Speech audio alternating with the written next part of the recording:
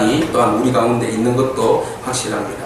하나님께서는 우리를 또 끝까지 사랑하여 주실 줄로 믿습니다. 사람은 때에 따라서 사랑을 배신하기도 합니다. 그러나 하나님의 사랑은 끝까지 포기하지 아니하는 사랑이고 끝까지 함께 하시는 사랑인 줄로 믿습니다. 오늘 그 사랑이 우리와 함께 하시고 또 우리를 붙들어 주실 줄로 믿습니다.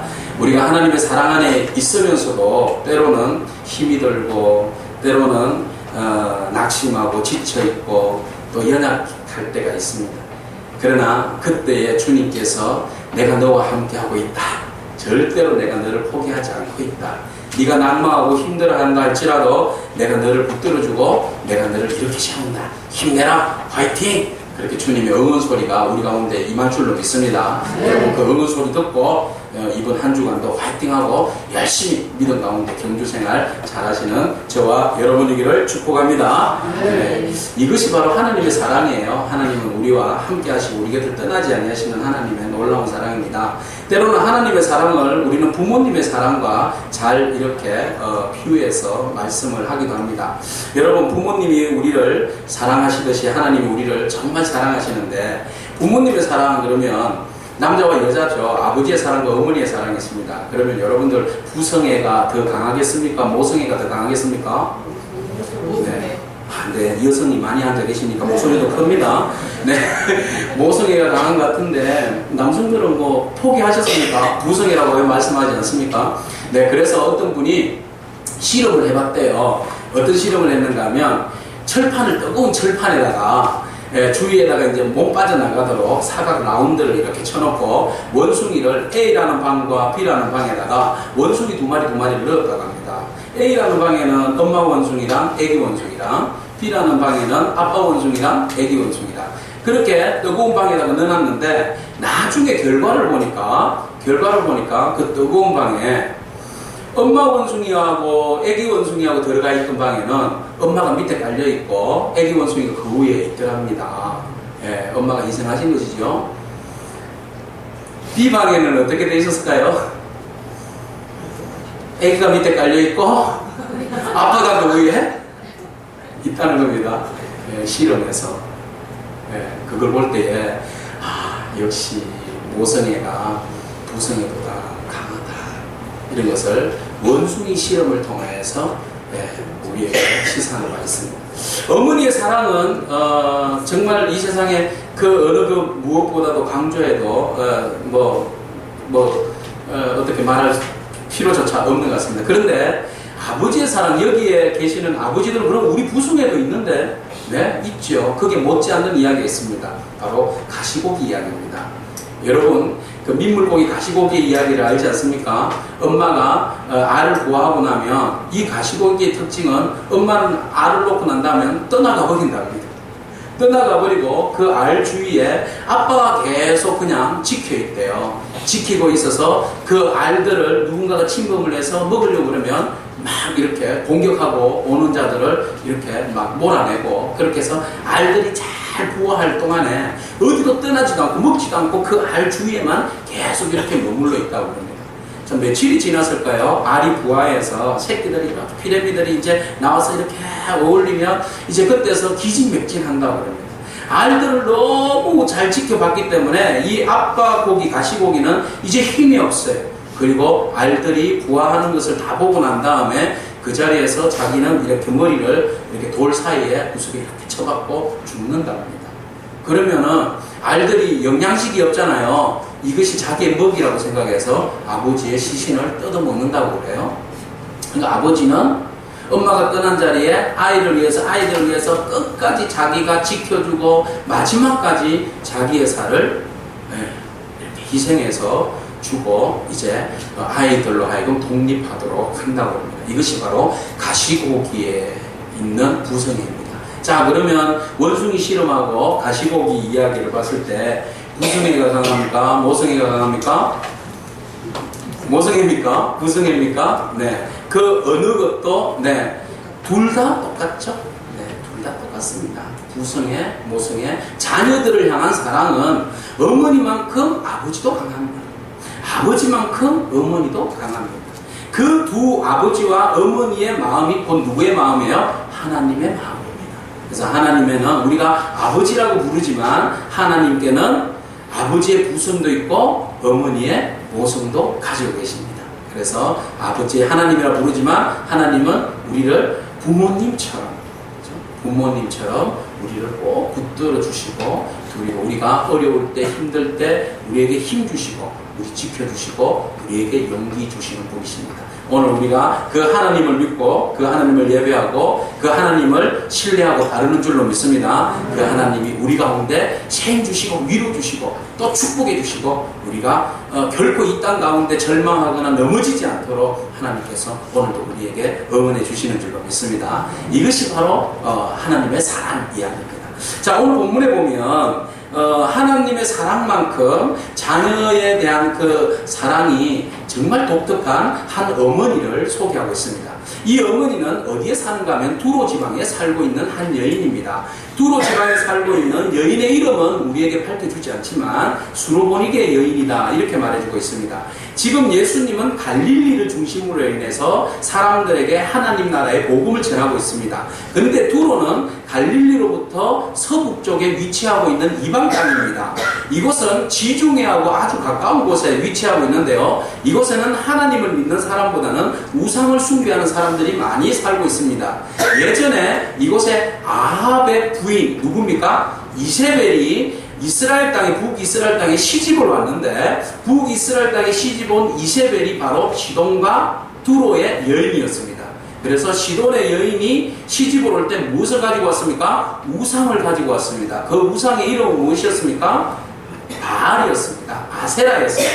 그래서 바알과 아세라라는 우상을 숭배하는 여인이 이스라엘 땅에 시집을 왔는데 이스라엘 사람들이 그 일로 인해서 참 많은 나라가 어려움이 있었습니다. 하나님의 신앙을 버리고 바알을 숭배하는 어처구니 없는 일들이 북이스라엘에 있었죠. 바로 그 지방, 우상의 도시, 하나님을 예배하지 않는 그 도시, 이스라엘 사람들로부터 천대받는 도시, 바로 두로라는 곳에 한 여인이 살고 있었는데 그 여인의 이름은 밝혀지지 않지만 수로보니게 여인이다. 수로보니게라는 시리아에 있는 그 여인인데 이 여인이 지금 한 딸을 가지고 있습니다. 한 딸을 가지고 있었는데 아버지 이름은 누군가가 밝혀지지도 않고 아버지 돌아가셨는지 모르겠습니다.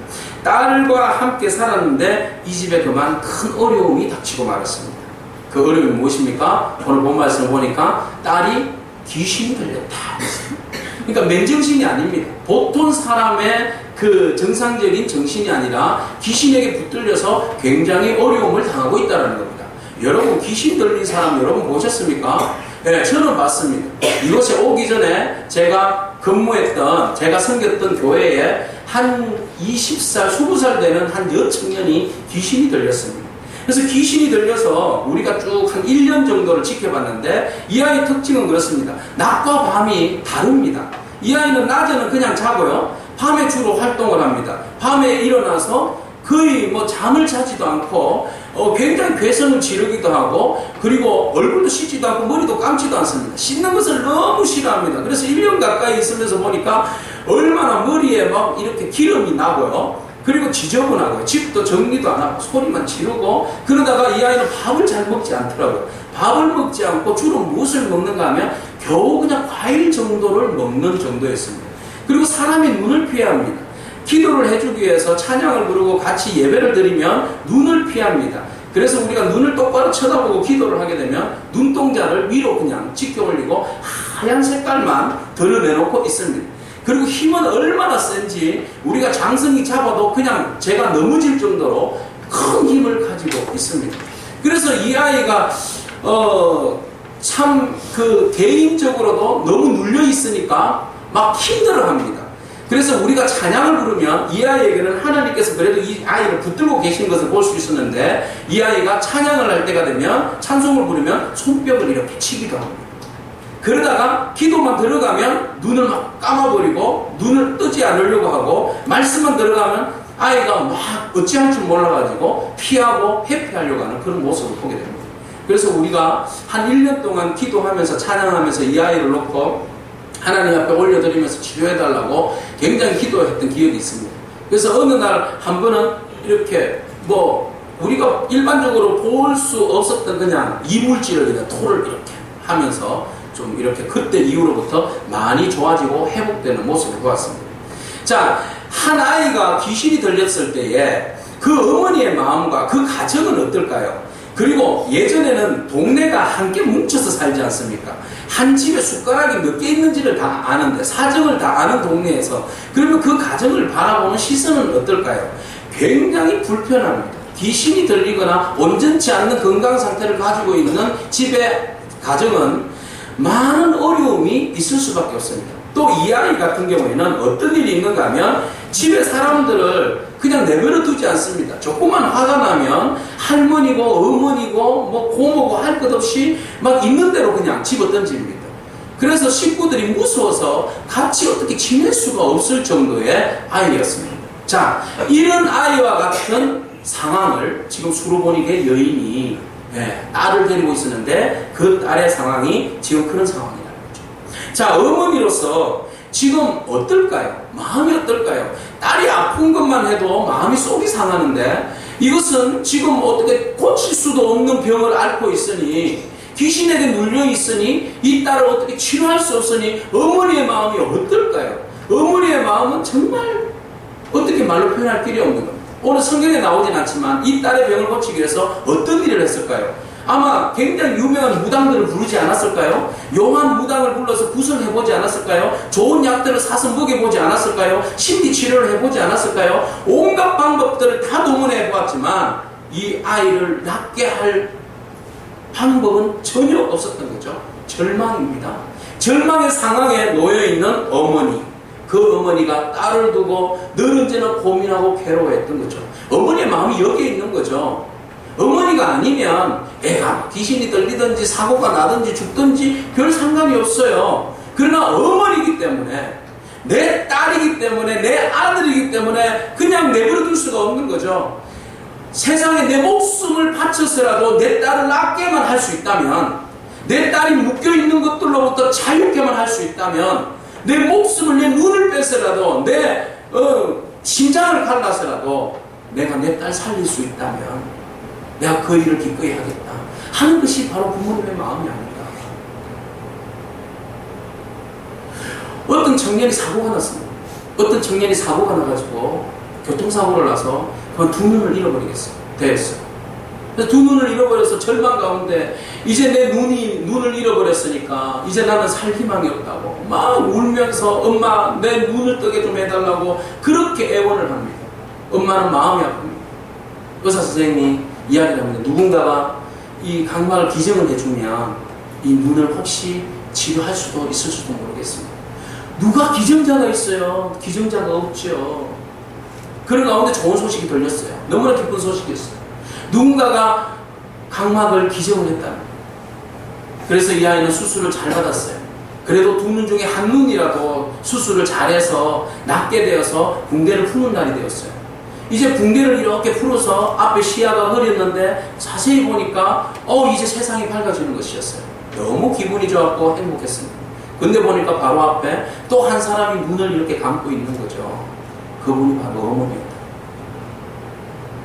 그래서 이 아이가 깜짝 놀라서 어머니가 왜 저에게 왜 눈을 주셨어요? 어머니가 왜 저에게 눈을 주셨냐고 눈물을 흘리면서 어머니를 부둥켜 안고 웁니다. 어머니는 얘야 미안하다. 내가 너에게 두 눈을 다 주고 싶었는데 내가 너에게 두 눈마저도 다 주게 되면 너에게 짐이 될까봐 내가 눈 하나만 주었어. 정말 미안하다. 여러분 이게 엄마의 마음, 이게 부모님의 마음. 누가 자녀를 위해서 자기에게 가장 귀중한 것을 내어줄 사람이 있겠습니까? 없습니다. 오늘 이 두로 지방에 귀신 들린 딸이 너무 힘들어하고 어려워하니까 이 어머니가 이제 모든 수단과 방법을 가리지 아니하고 이 아이를 살릴 수만 있다면 하는 방법들을 지금 애타게 찾고 있는 그런 상황. 그런 가운데 예수님께서 이 두로 지역을 오셨다는 소문을 듣게 됩니다. 자, 소문은요 참 무섭습니다. 비록 예수님이 갈릴리 지역에서 사역을 하셨지만 이 갈릴리 지역에서 예수님께서 구체적으로 하셨던 일이 뭡니까? 하나님의 나라를 선포하셨습니다. 가난한 자에게 주의 복음을 전했습니다. 그리고 눈먼 자에게, 또 귀신 들린 자에게, 병든 자들에게 주님 가셔서 하나님의 그 권세와 능력으로 치료해 주시고 회복해 주셨습니다. 그래서 그 소문이 갈릴리 주변뿐만 아니라 이방 나라인 두로와 시돈까지 그 소문이 퍼지게 된 겁니다. 야, 우리도 그분을 안 만났으면 좋겠다. 그분 앞에 가면 내가 가지고 있는 질병과 나의 모든 아픔과 상처들이 아마 치유될 텐데 내 그분에게 가고 싶다. 그분 만나고 싶다. 그분 소망을 가지고 그분에게 나아가면 내가 나을 수 있다는 소망들이 사람들에게 마음에 생기기 시작했습니다. 오늘 여러분 주님의 전에 나왔습니다. 여러분 주님의 전에 나올 때 어떤 마음으로 나오셨습니까? 주님 앞에 나오면 나에게 있는 산재되어 있는 문제들이 풀어지고 주님 앞에 나오면 내가 위로받고 치료받고 회복된다라는 그런 소망 안고 나오시지 않으셨습니까? 그 나오셨다면 그 은혜가 임할 줄로 믿습니다. 주님 만남으로 인해서 문제가 해결되는 은혜와 능력이, 은총이 여러분 가운데 있기를 축복합니다. 주님 앞에 나아가면 내가 나을 수 있다라는 마음, 이 마음들이 사람들에게 퍼지기 시작한 거죠. 자, 예수님께서 갈릴리 사역에서 좀 많이 지쳐 있었습니다. 음식물 논쟁으로 인하여서 바리새인들과 사두개인 사이에서 좀 많은 오해와 또 많은 논쟁들로 인해서 예수님은 심히 지쳐 있었고 피곤해 있었습니다. 예수님은 지금 피정입니다. 피정. 갈릴리 사역에서 잠깐 지금 뒤로 빠져서 이방 땅에 두로라는 곳에서 잠깐 쉬기 위해서 그곳에 가셨는데 사람들이 내버려 두지 않습니다. 주님 계신 그곳에 내버려 두지 않습니다. 사람들이 몰려오기 시작합니다. 몰려오는데 그때 누구가 몰려왔습니까? 바로 한 사람, 수로보니게 여인이 몰려왔습니다. 왜요? 저분에게 가면 나는 산다. 다른 곳이 아니라 저분이면 내가 안고 있는 문제들을 저분이면 해결해 주실 분이다 라는 것을 바로 이 수로보니게 여인은 믿고 있었다는 거죠. 여러분, 아는 거하고 믿는 것에는 차이가 있습니다. 아는 것은 누가 그렇다더라 좋은 소문으로 인하여서 그래 하고 그냥 끝낼 수 있습니다. 그러나 믿는다는 것은 아는 것을 넘어서는 겁니다. 결단입니다. 신뢰입니다. 전적으로 그곳에 마음을 두는 겁니다. 지금 수로보니게 여인은 이방 여인입니다. 사실은 바알과 아세라를 숭배하는 여인인지도 모르겠습니다. 하나님의 백성은 아닙니다. 그런데 지금 본토에서 갈릴리 땅에서 하나님을 잘 믿는 백성들은 예수님을 신뢰하지 않고 믿지 않았습니다. 그런데 예수님께서 두로에 피정 오신 그 두로에 계신 예수님을 바로 한 여인이 봤는데 그분을 어떤 분으로 보신 거예요? 하나님으로 보신 거예요. 그의 문제를 해결해 주실 수 있는 분, 딸의 그 영혼을 치료해 주실 수 있는 분, 그분은 주님이라고 그 여인은 생각했던 거죠. 그러니까 만사를 제쳐놓고 군중들이 막 모여있는 곳을 삐집고 들어갑니다. 그리고는 주여! 주여라고 외치면서 그 여인은 예수님 앞에 나아갑니다. 여러분 25절을 보십시오. 이에 더러운 귀신 들린 어린 딸을 둔 한 여자가 예수의 소문을 듣고 어떻게 했습니까? 곧 와서 그 발 아래에 엎드렸다라고 말하고 있습니다. 여러분 여기에서 중요한 말씀이 있습니다. 곧 와서. 지체하지 않았다는 겁니다. 예수님의 말씀을 듣고 예수님을 소문을 듣고 난 다음에 지체하지 않았다는 겁니다. 여러분 우리가 살려면, 우리가 문제를 해결하려면, 우리가 구원을 받으려면 지체해서는 안 됩니다. 곧 주님의 말씀을 듣고 바로 실천하여서 주님 앞에 나올 때에 우리의 문제가 묶인 것들의 문제들이 풀어지고 해결해질 줄로 믿습니다. 바로 예수 그리스도 앞에 적시로 나와서 이 여인은 무릎을 꿇었습니다. 세면 없습니다. 왜요? 이분이 나의 모든 문제를 풀어주시리라는 확신이 있기 때문에. 여러분, 주님을 어느 만큼 신뢰하십니까? 예수 그리스도를 여러분은 어느 만큼 신뢰하십니까? 정말로 여러분들의 산적해 있는 문제들을 해결해 주실 분이라고 믿습니까? 정말로 그분이 여러분들에게 생명의 주라는 것, 여러분의 영혼을 살리시고 영원한 심판으로부터 여러분들을 구원하시고 여러분들에게 영원한 천국의 소망을 주시는 확실한 여러분들에게 영원한 구세주인 줄로 여러분들을 신뢰하고 믿습니까? 정말입니까? 네. 이 여인은 이방의 여인이지만 예수 그리스도의 소문만 듣고도 그는 신뢰했어요. 이분이라면 내 딸의 질병을 낫게 해 주실 것이다.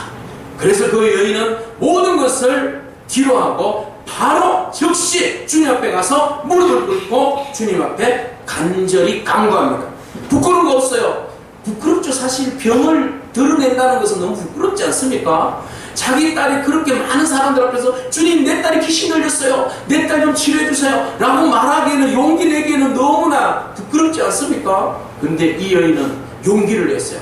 과감하게 담력을 얻고 주님 앞에 딱 가서 무릎을 꿇고, 주여, 내 딸이 귀신 들렸습니다 라고 내 안에 있는 가장 부끄러운 치부를, 내 안에 있는 가장 드러내기 힘든 부분을 주님 앞에 내려놓았습니다. 여러분, 살려면 내 안에 있는 가장 숨기고 싶은 그 치부를 주님 앞에 드러내놓을 때 주님께서 온전히 우리들을 치료해 주시고 회복해 주실 줄로 믿습니다. 숨겨가지고는 우리가 치료받지 못해요. 숨겨서 미적거리고 뒤로 뺐다가는 우리가 주님을 만날 수가 없습니다. 우리 안에 있는 가장 내 심각한 문제들은 주님 앞에 바로 가지고 나와야 돼요. 즉시로 가지고 나와서 주님 앞에 내려놓고, 주님은 내 문제를 해결해 주실 줄로 믿습니다 하고, 주님, 나는 부끄럽지만 주님 앞에 나의 모든 것들을 소상하게 주님 앞에 다 알려드립니다. 주님, 나를 고쳐주시고 치료해주시고 회복해달라고 그렇게 부르짖을 때에 하나님 은혜가 임할 줄로 믿습니다. 이것이 바로 우리가 포기하지 않고 나아갈 때 하나님의 은혜를 입을 수 있는 거죠. 이 여인은 포기하지 않았어요. 내 딸 여기서 포기하면 내 딸 못 고칩니다. 여기서 포기하면 희망이 없습니다. 더 이상 아무것도 없습니다. 여러분, 지금 여기에서 여러분 포기하시면 안 됩니다. 여러분들이 가지고 있는 그 어떤 문제, 누구에게도 말할 수 없는 고민하는 문제가 있다면 여러분 포기하시면 안 됩니다. 누구 앞에? 주님 앞에서. 주님은 누구십니까? 전능자이십니다. 전지자이십니다. 우리에게 모든 것을 알고 계시고 모든 것들을 풀어주시는 능력자이십니다. 그분 하나님을 전적으로 신뢰한다면 왜 우리가 포기합니까? 왜 우리가 내려놓습니까? 내려놓을 수 없습니다. 절대적으로 내려놓을 수 없습니다. 우리가 오직 주님만 바라보는 소망 가운데 나아가는 그런 은혜가 있기를 바랍니다. 여러분, 아프리카에 가면 어느 한 부족이 있대요. 그 부족은 기후제만 드리면 비가 온답니다. 그래서 인류학자가 가서 조사를 해봤대요. 이 아프리카의 이 부족은 기후제만 드리면, 가뭄이 들었을 때 기후제만 드리면 비가 온다는데, 얼마나 신령한 이 지역에 무당이, 큰 신령한 무당이 있는지, 신령한 누군가 있어서 그런 것인지 한번 가서 조사를 해봤대요. 그런데 비결은 한 가지였습니다. 뭐겠습니까? 비 올 때까지 기도합니다.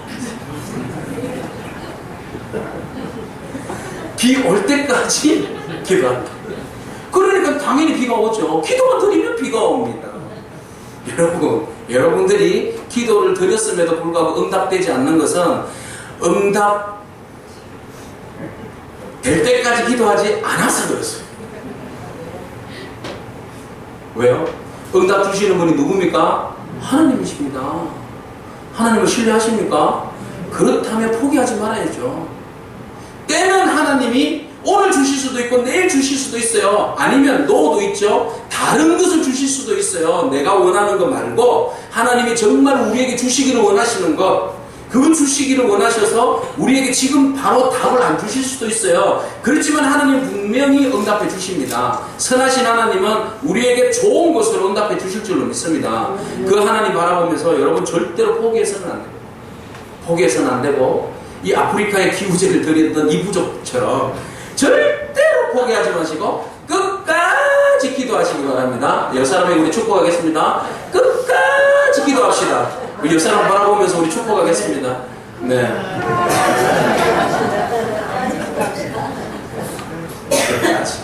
이 여인이 나중에 딸이 낳았잖아요. 낳을 수 있었던 것은 자기의 상황과 모든 걸 포기하지 아니하고 끝까지 주님 앞에 무릎으로 간구했다는 거예요. 그렇죠? 적시로 무릎 꿇고, 문제가 생겼을 때 적시 주님 앞에 무릎 꿇고 나가고 살려달라고 애원하고, 내 딸이 귀신 들렸다고 자기의 그 가장 부끄러운 부분들을 예수님 앞에 내려놨을 때에 주님께서는 그 여인을 불쌍히 여기셔서, 긍휼이 많으신 그 주님이 불쌍히 여기셔서 그 여인을 치료합니다. 근데 치료하는 과정이 참 재밌잖아요. 자, 이 여인이 뭐라고 말합니까? 주님 오셔서 내 딸이 귀신 들렸습니다 라고 부르짖으니까 내 딸을 낫게 해달라고, 귀신을 쫓아내달라고 막 강구를 합니다. 그런데 예수님께서 아주 엉뚱한 말씀을 하십니다. 27절 말씀 보십시오. 뭐라고 말씀하십니까? 우리 같이 읽겠습니다. 예수께서 이르시되 자녀로 먼저 배불리 먹게 할지니 자녀의 떡을 취하여 개들에게 던짐이 마땅치 아니하니라. 아멘. 무슨 말이에요?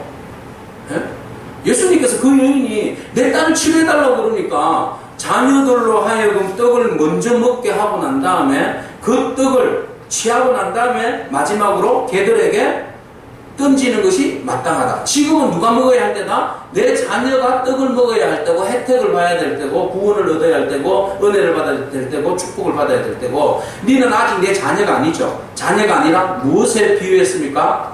개. 여러분, 지금 우리나라 정서에도 사람을 보고 개라고 그러면 기분이 좋습니까? 아주 상쾌하지요? 네, 아주 기분이 안 좋습니다. 그죠? 예, 이 동서양을 막론하고 이 사람을 보고 개라고 표현하면 좋은 표현이 아닙니다. 그런데 여러분, 예수님에 대해서 희망을 들고 온 여인에게 너 개라 이렇게 이야기하니까 그 여인의 기분이 어떻겠습니까? 내가 뭐 이 소리 들으려고 내가 여기 왔나? 그렇죠?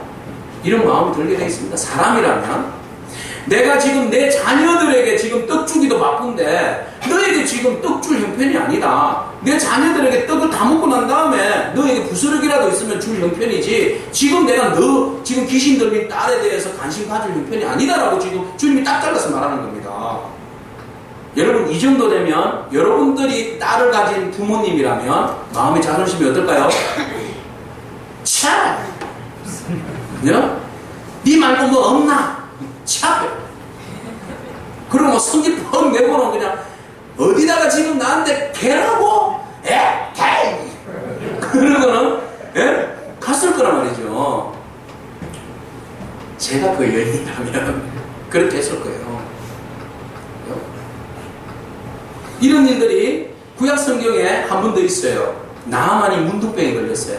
나아만 장군이, 아람나라 장군이 문둥병에 걸려서 막 끓고 있었는데, 그때 자기 집에 있는 한 그 여종이 이스라엘에 가면 거기 선지자가, 용한 선지자가 있는데 엘리사라고, 그 집에 가면 혹시 나을 수 있을 거예요. 그래서 막 그 선물들을 싸들고 갔잖아요. 가서 그래도 그 아람나라에 큰 장군이 왔는데 엘리사가 쫓아 나와서 오셨습니까? 그 병이 뭡니까? 라고 이렇게 물을 줄 알았는데, 게하시에게 시켜가지고, 하인에게 시켜가지고, 종에게 시켜서 뭐라고 이야기합니까? 쳐다도 안 보고 그 먼 거리를 온 사람을 마중도 안 나가고, 그죠? 뭐라고 이야기합니까? 가서 저기 요단강 가가지고 몇 번 목욕하라고 그랬어요? 7번요? 10번요? 7번 가서 목욕하면 나을 겁니다. 이거 가서 7번 목욕하세요. 그러니까 이분이 어땠어요? 자존심이 상해가지고, 우리나라에는 이 요단강보다 더 좋은 강도 많은데 하여간 내가 이 요단강 가려고 여기 오는 줄 아나? 그리고 내가 왔는데 왜 당신이 나에게 와서 예우를 안 해주냐고 기분 나쁩니다, 몹시. 그래서 기분 나빠서 가려고 하니까 옆에서 뭐라고 이야기합니까? 니째봤자 온전이잖아요. 그래도 한번 가서 한번 해보세요. 그래서 겨우 못 이기는 척 하면서 한 번 들어가다, 두 번 들어가다, 세 번 들어가다 내려가요. 이상이 없어요. 그냥 기분만 나빠요. 자꾸 들어가다 나오시고. 그래서 나중에 7번 들어가도 변화가 6번 들어가도 변화가 없어요. 7번째 딱 들어갔다 나오니까 그냥 애기 피부처럼 뽀얗게 그냥 나왔잖아요. 그죠? 이게 바로 은혜 아닙니까? 근데 지금 상황이 수르보니게 여인의 심정이 지금 이런 거죠. 자존심 상할 대로 상합니다. 포기하고 싶어요. 욕하고 싶어요. 걸러붙고 그냥 떠났으면 좋겠다, 이런 마음이 있습니다. 근데 이 여인이 너무 지혜로워요. 너무 위트가 있고 너무 대단한 여인이에요. 이 상황에서 위트가 있는 것이 뭐라고 이야기하는지 한번 보세요. 예수님께서 그 여인에 대해서 가장 좋지 않는 말로 던져버렸습니다. 근데 이 여인이 하는 말이 28절이에요. 이렇게 이야기합니다. 우리 다같이 우리의 신앙의 고백을 담아서 함께 읽도록 하겠습니다. 여자가 대답하여 이르되 주여 올소이다마는 상안의 개들도 아이들이 먹던 부스러기를 먹나이다. 아멘. 네? 이 여인이 주여 옳소이다마는, 여기 강조를 둔 거 아니겠어요? 옳죠. 옳소이다마는 그러나 그렇지만 개들도 상 아래에서 주인이 흘린 부스러기를 먹습니다. 이 말은 뭐예요? 부스러기라도 주십시오. 예? 나에게 온전한 뜻 원치 않습니다. 대우받는 거 아니요, 그런 거 대우받는 것도 별로 원치 않아요. 나는 오로지 당신을 신뢰합니다. 당신이 나에게 뭐 개라고도 이야기도 좋고 나에게 더 심한 말로 모욕해도 저는 받아들이겠습니다. 오로지 내 관심은 어디에 있어요? 내 딸 살리는 일이에요. 그죠? 내 관심은 내 딸 살리는 데 있어서 당신은 누구라는 거예요? 하나님이라는 겁니다. 예? 주라는 겁니다. 하나님이라는 겁니다. 이스라엘 사람들도 고백하지 않은 그 고백을 지금 이 수르보니게 여인이 예수님께 하고 있어요. 이방 여인이 지금 예수님께 하고 있어요. 예수님의 관심은 이스라엘 백성들에게 지금 천국 복음을 전하는 것이 더 관심이 있어요. 그들을 통하여서 이 복음이 이제 이방으로 확대되기를 원하시는 하나님의 선교 방법이었어요. 그래서 주님은 먼저는 이스라엘 땅에 복음을 전하는 것이 우선이고 이스라엘 사람들의 병든 자를 치료하는 것이 우선이다라고 말했을 때 이 여인은 맞습니다. 그렇게 하십시오. 그렇지만 나 이방 여인이라고 무시하지 마시고 저에게도 은혜를 주시면 제가 그 부스러기라도 붙들고 내가 감사하겠다고 지금 이 여인이 그런 이야기를 하는 거예요.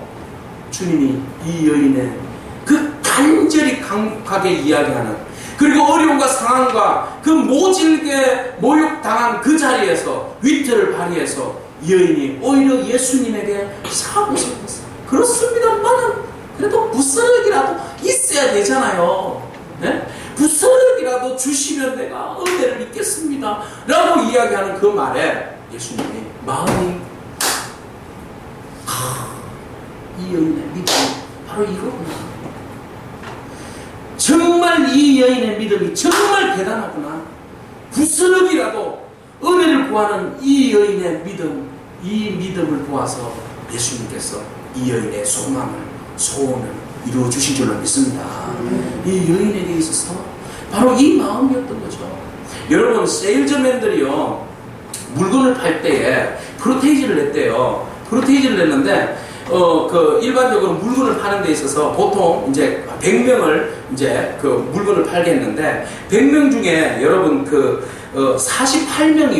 48명이 한 번 가서 물건을 이거 좀 팔아주세요 하니까 나 그거 안 살래요, 필요 없어요 하고 거절당하고 난 다음에 그 다음부터는 48명이 두 번 다시 그분에게 가서 그 사람에게 가서 물건 팔아주세요 라고 말하지 않았다고 합니다. 그런데 그 중에서 25명은 두 번 가서 물건을 팔아달라고 이야기를 했는데 거절당해서 그냥 돌아섰답니다.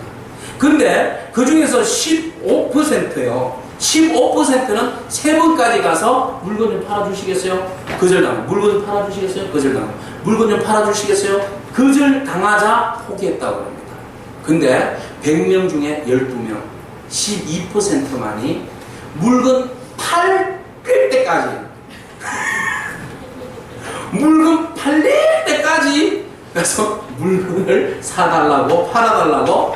그때는 온갖 거 다 줬겠죠. 이것도 주고 저것도 주고 서비스도 해주고 막 그랬더니 결국은 12%만이 100명 중에 물건을 팔았다고 그럽니다. 근데 미국 전체에 상품을 물건을 파는 데 있어서요, 그 물건을 파는 데 있어서 88%가 100개 중에 88개가 이 사람 12%에 의해서 팔린 물건이랍니다. 미국 경제에. 그 여러분 뭐예요? 끝까지 포기하지 않는 거예요. 어떤 이야기를 들어도 그것에 그냥 주눅들어서 포기하지 않고 그것을 새로운 긍정의 자극으로 받아들이고 더 열심히 나아가면 여러분 우리 모두는 12% 안에 들을 줄로 믿습니다. 사업하시는 분은 12% 안에 들어요. 또한 우리가 예수 안에서 믿음 안에서 주님 바라보는 사람도 12% 안에 듭니다. 이 사람들이 88%의 기적을 일으키는 거예요. 여러분 조금 어렵다고 포기하지 마시기 바랍니다. 어려우면 이 일로 인해서 나로 하여금 더 지혜를 모게 하고 더 무릎을 꿇게 하는구나. 라고 자극으로 받아들이고 더 큰 성공을 위해서, 더 큰 믿음을 위해서, 더 큰 응답을 위해서 몸부림치는 저와 여러분에게를 축복합니다. 자, 주님께서 이 여인에게 사실 이제 비밀은 여기 숨어져 있어요. 주님이 이 여인에게 먼저 집안의 자녀들에게 떡이 허락되어지고 그 이후에야 어떻게 해요? 걔들에게 떡의 부스러기가 전해질 것이다 라고 말씀하신 의도가 있어요. 예수님이요, 마음이 못돼서 그런 거 아닙니다. 예수님은 이 여인의 믿음을 보시고 이 여인을 지금 테스트하는 겁니다. 이런 이야기를 들었을 때 이 여인이 포기하지 아니하고 끝까지 주님의 은혜를 사모하는지 안 하는지 주님은 그걸 보신 거예요. 그리고 그 말의 의의에 주님은 벌써 응답을 담아 놓으셨어요. 여러분 말을 잘 보십시오. 27절 말씀 보세요. 예수께서 이르시되 자녀로, 그 다음 단어가 뭐라고 나와 있어요? 먼저 배불리 먹게 할지니 이렇게 나와 있어요. 그러니까 first, 첫 번째는 자녀들이에요. 이스라엘을 위해, 이스라엘의 그 선교 전략이잖아요. 그죠? 이스라엘 사람들을 통하여서 복음을 받아들이게 하고 그들 통하여서 사마리아와 유다와 사마리아와 땅끝까지 열방까지 복음을 전하고자 하셨던 주님의 마음, 주님의 선교 전략이죠. 지금 여기는 이방 땅입니다. 그래서 아직은 이스라엘의 복음이 먼저 전해지고 그 다음에 이방인인 너희들에게도 반드시 하나님의 은혜와 은총이 복음이 들어간다는 것을 이 안에 지금 담고 있는 거예요. 비밀의 희망, 소망이 이 안에 지금 담아져 있어요. 이 담아져 있는 말씀을 주님께서 그냥 듣기에는 좀 서운한 이야기같이 들리지만 아니야, 너도 혜택 세대야. 너도 기다려봐. 하나님의 은혜가 임한다라는 것을 지금 이 안에 담고 있는 거예요. First, 그 다음 second. 그죠? 첫 번째는 이스라엘 백성, 그 다음에 점진적으로 진행 상황에 있어서 네가 두 번째예요. 차별이 아니에요. 주님은 차별이 아니라 구별이에요. 구별. 순서만 다르다는 거죠. 그죠? 그래서 하나님 앞에 우리가 왜 누구는 이렇게 해주고 누구는 나는 이렇게 합니까? 하고 주님은 차별주의입니까? 라고 말하면 안 됩니다. 주님은 우리 모두를 사랑하십니다. 그 집의 사람과 그 집 밖에 있는 사람들, 이방 사람들마저도 주님은 모두가 다 하나님의 구원의 대상이고 축복의 대상입니다. 우리 모두 다 하나님의 자녀입니다. 그래서 그 하나님이 이스라엘 사람도 축복해 주실 뿐만 아니라 이 수르보니게 두로의 여인마저도 축복해 주시기로 주님은 작정한 거예요. 그러니까 이 이야기를 여인은요 알았어요. 지혜가 대단해요. 주님이 그렇게 말씀하신 의도를 안 겁니다. 그러면은 의도를 몰랐을 경우에는 화를 내고 뛰쳐나갔겠죠. 그런데 알았기 때문에 그렇습니다 주님, 그렇소이다마는 막 이러고 나가네. 그렇소이다마는 상하되 개들도 개들이 먹는 주의 아들이 먹는 부스러기를 먹나이다. 이렇게 된 거예요 여러분. 예? 이거는요 완전 촌철살인입니다. 촌철살인. 말장난이에요. 그죠? 말로써 말로 이긴 겁니다. 이 지금 여기 경기로 치면 주님이 퇴로당한 겁니다. 예루살렘에. 예? 주님의 지혜가 대단하시지만 믿음의 지혜 앞에는 주님도 어쩔 수 없는 거예요. 믿음을 가지고 지혜롭게 이 여인이 끝까지 내가 주님을 신뢰하고 내 딸 치료해 주리라고 믿었기 때문에 그렇게 이야기하니까 주님이 역시 자격이 있다는 거죠. 이방 여인이지만 너는 분명히 딸을 치료되고 회복될 수 있는 자격이 있는 여인이라고 주님은 인정하시는 거예요. 여러분 그 믿음 부럽지 않나요? 바로 그 믿음의 소유주가 우리의 믿음이기를 바랍니다. 우리가 이 여인처럼 얼마든지 주님 신뢰하면서 그 믿음으로 간절히 나아갈 수 있어요. 조금 서운하게 하더라도 여러분 삐지지 마세요. 예, 옆 사람 바라보면서 축복했으면 좋겠습니다. 서운하지, 삐지지 마. 삐지지 마세요. 그죠? 끝까지 주님 신뢰하고요 나아가면 주님이 여러분들에게 부스러기 은혜를 주십니다. 여러분 부스러기 은혜요, 아이고 이거 아닙니다. 부스러기 은혜가요 대박 은혜입니다.